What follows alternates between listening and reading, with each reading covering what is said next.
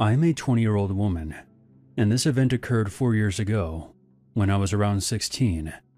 It was during the summer between my sophomore and junior years of high school. I've encountered several unsettling situations living in West Virginia, but this remains one of the most disturbing. I'll recount the events as accurately as I can. This happened in Cherry River, just before it flows into Nicholas County. My friend and I drove separately and met at a pull-off along the main road to do some fishing. Next to the pull-off was a place called State Road Garage.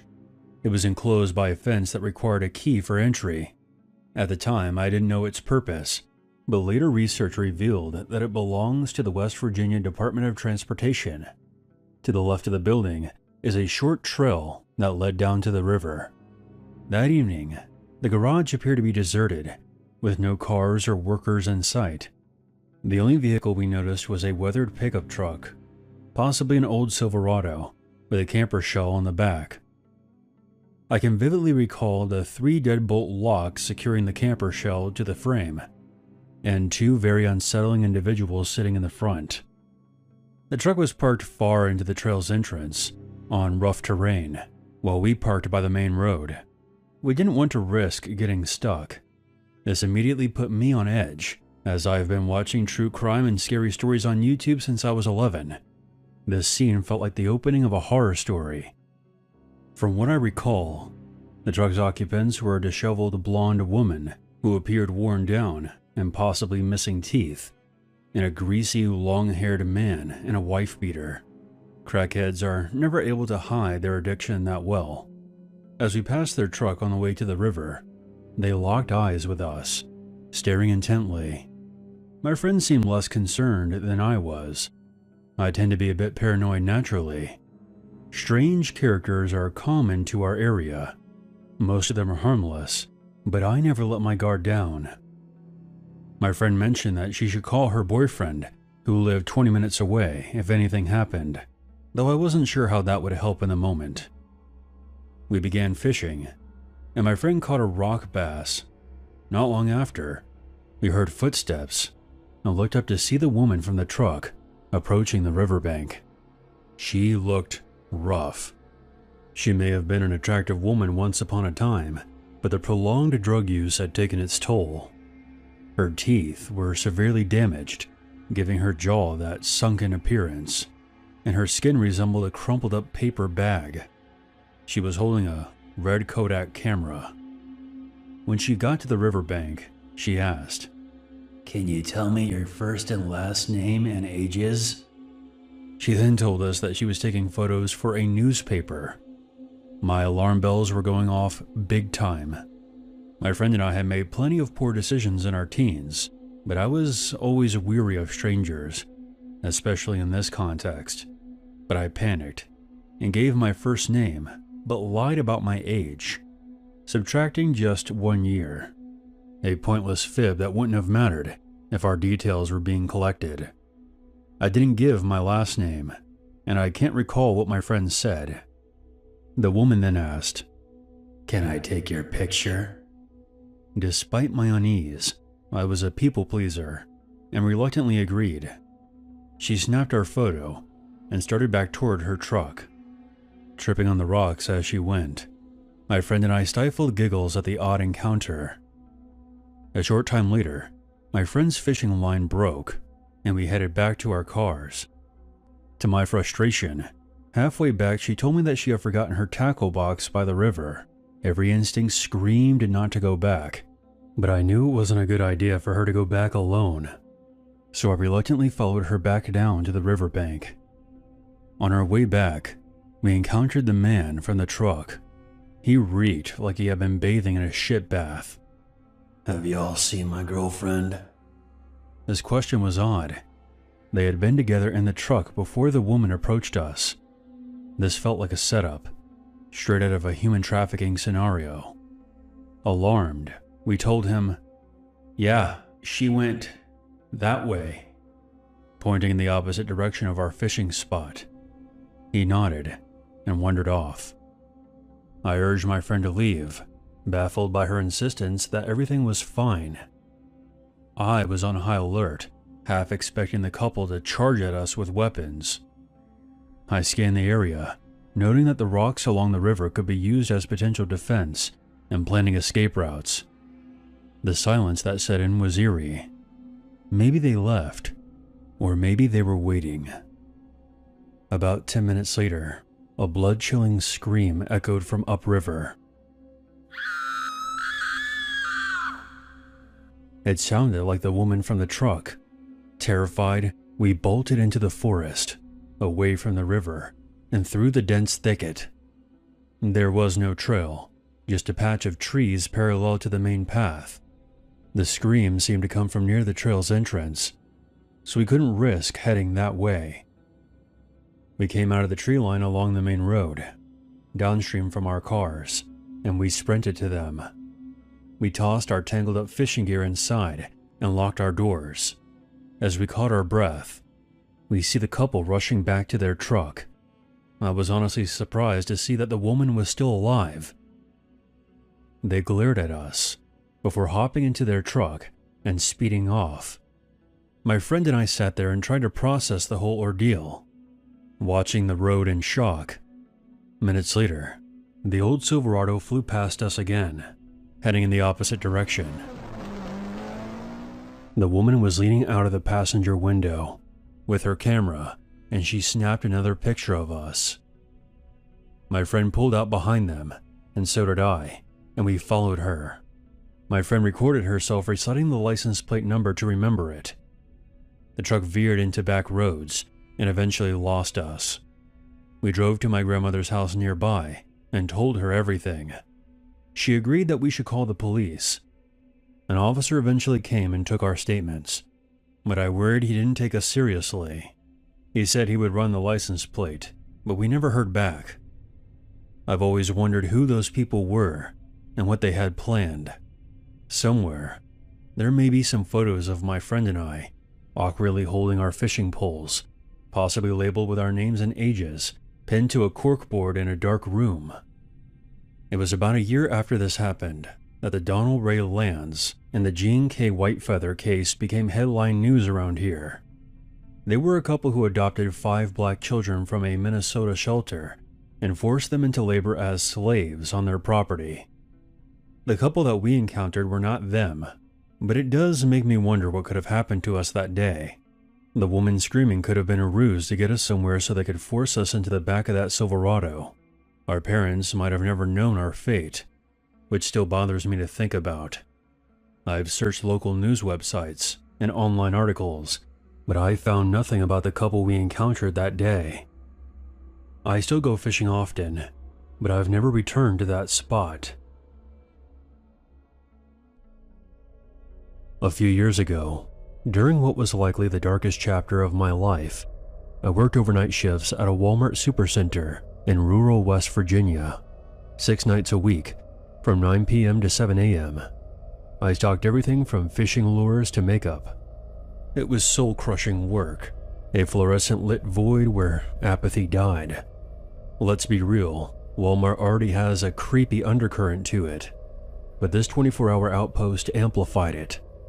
In the dead of night, it drew a parade of locals, meth heads and opioid zombies, wandering the aisles, scavenging for forgotten deals. No security guards patrolled, and I would later learn that most of the cameras, especially those in the parking lot, had been glitchy for months, if not years. As one of the few young women who worked on the overnight crew, I attracted plenty of unwanted attention, but the standout was this guy who materialized every time I stepped out for a smoke break, no matter the hour, 2 a.m., 4 a.m., 6 a.m. He would round the corner within seconds, launching into chatter like we had planned it or something. It really didn't matter which of the entrances I used. He was always there. At first, I figured that he was an employee who also would be hanging around a dingy box store in the witching hours. Most of us smoked during our 2 15-minute breaks, so the coincidence seemed plausible. But this wasn't the case. He didn't work there. He would just mimic the overnight uniform by wearing dark blue t-shirts. I quit going out alone, sticking to breaks with guy friends from the crew, including one that I had known since middle school. But even that didn't faze him, and it turned into an inside joke across the store. I was unsettled but not panicked until my stalker ramped things up. He'd grill me about my relationship status and would ask me about it every chance he got. I was deep into GTA 5 then, so I spun a yarn about my terrifying long-distance boyfriend Trevor from Northern California. Hey, it fit the vibe. But he just shrugged it off. Eventually I dropped the niceties and started ghosting him mid-sentence. One night my go-to guy friend had called out sick, and the others were tied up across the store. I headed out with 2 older women from my crew. They finished quickly and went inside.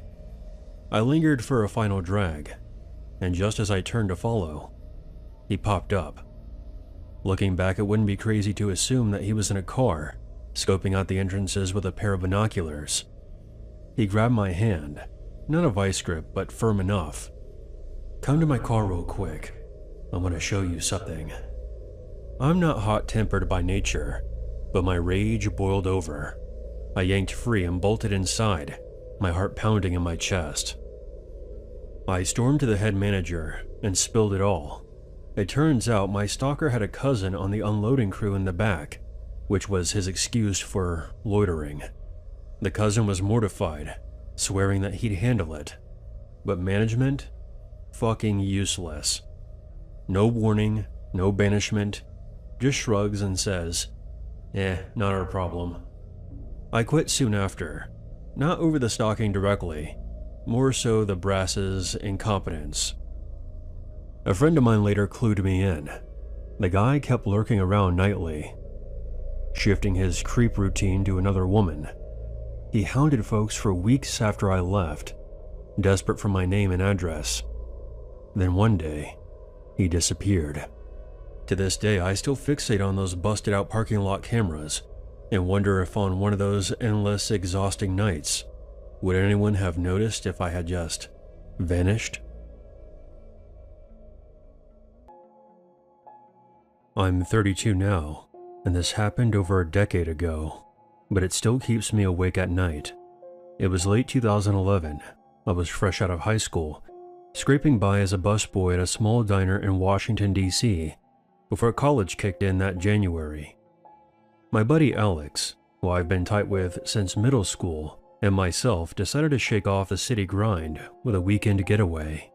Some friends of ours had rented a cabin in the backwoods of West Virginia, tucked in the hollers near Summersville Lake, about a 3-hour drive from the Beltway. It was supposed to be bonfires, brews, and fishing. Sounded like a good time. We piled into my 1990 Honda Accord. It looked like a piece of shit, but it ran perfectly. It had a collection of CDs I'd spin on long drives. I was really into Darkthrone back then. The drive started easy, the Beltway crawl into I-66, then west through the Shenandoah haze. But as the sun began to set around 6 p.m., we missed a turn at a sketchy, unmarked fork and ended up going down the wrong way. Yes, we made a wrong turn in West Virginia. The irony is not lost on me. The GPS was no help. I figured we were in some kind of dead zone. Neither of our phones were cooperating either. Screw it. Let's just see what's at the end of the road, Alex said. As we snaked deeper into the forest, the pavement gave way to gravel that crunched like teeth under our tires. The sky darkened, and the headlights became the only sources of light. There were no streetlights, no houses, just endless pine trees bordering the road. Then, the road pinched into a single lane, flanked by a barbed wire fence. A faded signpost was lit up by the beams. Private property. Trespassers will be prosecuted. Slow down. This might be it. I hope you're right. Having a double-barrel shotgun go up my ass is not on the bucket list. We rounded the bend and came to a clearing. There was a faint porch lamp on a run-down cabin that looked like it had been gnawed by termites. Clotheslines stretched between crooked poles. One of the lines appeared to have several carcasses dangling from it. At first, I thought it was a hunter's haul, but as we crept closer, the beams swept over the hanging bodies, and my breath caught in my throat. I'll admit that I'm not used to seeing skinned and gutted deer torsos, but there was something about the body at the end of the line that broke me. It seemed different from the others, human-like, or at least it used to be. Before someone hacked off the arms and opened up the chest, I knew this was completely fucked when I felt bile rising in my throat. I had to look away and regain my senses. I don't recall seeing a head, by the way. "Holy shit, is that a person?" Alex whispered. I didn't say a word. I quickly put the car into reverse and slammed down on the gas pedal, backing away from the clotheslines. I had to make a 3-point turn to get out of there, because there was no way I was going back down that narrow dirt road in reverse. However, in my panic, I didn't pay attention, and the back of my car crashed into a couple of drum barrels. "Shit! What was that?" "I don't care. We're getting out of here." When I put the car back into drive and sped toward the dirt road, I swear I saw a figure standing next to a shed about 15 yards away from us. I only saw it for a brief second, because we were hauling ass out of there. Alex was so freaked out, he started babbling nonsense, while I white-knuckled the wheel, my vision tunneling. Whoever was standing next to the shed didn't chase us. I was expecting an arrow in the tires, with the headlights of a pickup truck closing in behind us. If we actually saw a dismembered body hanging from a line, I doubt whoever did that would want us talking to the police. We barreled back the way we came from, and made our way out to the highway. As soon as a bar signal flickered on my phone, we pulled over to the side of the road. My hands were shaking as I dialed 911. After I relayed what happened, a police cruiser slowly rolled up behind us a short time later. If you were passing by on the highway, you would have thought we had been pulled over. We explained everything. I remember being embarrassed about my voice cracking. They listened to our story with blank faces, then exchanged a skeptical look. The older officer spoke up. "Sounds like you boys stumbled onto Old Man Hargrove's spread. He's a hunter, been at it for 40 years. And that body was probably a gutted buck. There's been no reports of missing folk around here. I know about it. The shadows play tricks in the hollers, or maybe y'all just been hitting the sauce." I insisted that the disemboweled body I saw looked human, but the officers laughed it off. "Look, y'all just got a bit turned around is all. Stay on Route 19 next time." He then gave us a patronizing warning about trespassing fines, and told us to be safe. We drove the rest of the way in silence. There were no follow-ups. On the flip side, we ended up having a great time at the cabin, and even used our experience to entertain the rest of the group when it came time to sit around the fire and tell ghost stories. Despite what you may have heard about West Virginia, it really is a scenic sanctuary. Looking back all these years later, I stand by what I saw, and so does Alex. I've seen more pictures of hanging animal remains than I care to admit, and I'm telling you, we saw the body of someone who met a gruesome fate. I don't know who it was, but what we saw that night was the conclusion to one of the many missing person cases in rural West Virginia. When I was around 17, the year was 2017. Urbex had become pretty popular on YouTube, and living in a small town in Minnesota, there was no shortage of abandoned places to explore if you knew where to look, so I decided to hop on the trend.